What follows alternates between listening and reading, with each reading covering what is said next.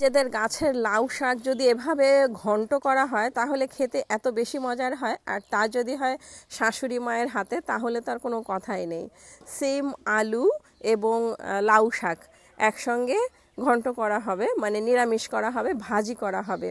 তো এই যে গাছ থেকে শিম তুলে নিলাম, আর এখন শাক, আলু, শিম একসঙ্গে ধুয়ে বসিয়ে দেওয়া হয়েছে। খুব অল্প পরিমাণে পেঁয়াজ কুচি দেওয়া হলো, লবণ এবং বোম্বাই মরিচ, মানে বোম্বাই মরিচটা দিলে শাক খুব সুন্দর ঘ্রাণ আসে। আর শিমের বিচি দেওয়া হয়েছে। শিমের বিচিগুলো বেছে দেওয়া হয়নি, কারণ একটু আস্ত দিলে শিমের বিচিটা বেছে খেতে খুব ভালো লাগে। এখন ধনে পাতা কুচি দেওয়া হলো।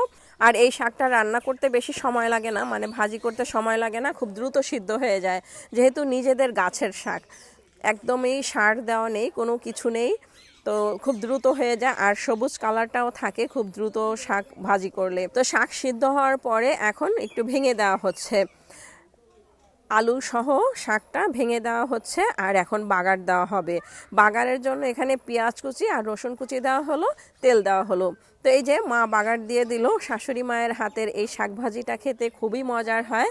তো আমি যখন গ্রামে আসি মাকে বলি মা নিজে রান্না করে, খুব ভালো লাগে মায়ের হাতের রান্না।